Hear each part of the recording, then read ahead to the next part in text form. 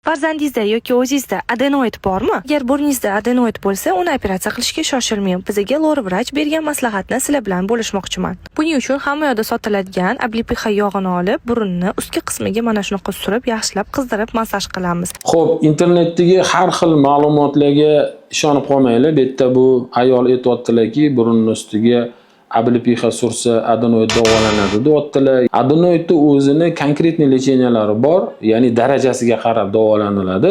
Adenoidning birinchi, ikkinchi darajalarida o'zini to'g'ri davolash taktikalari bor. Buning uchun lor shifokoriga murojaat qilsanglar, o'zi poetapni davolab beradi. Endi adenoidda afsuski 3-darajasi bor, ya'ni undan katta darajalari. Bu darajalarda faqat operatsiya yo'li bilan olib tashlab davolaniladi. Adenoidni davolashda har xil mamlaqa fake xabarlarga ishonmanglar. Bu holatda eng yaxshi mutaxassisga murojaat qilinglar va mutaxassis sizlarga kerakli muolajalarni qilib beradi, kerakli tavsiyalarni aytadi.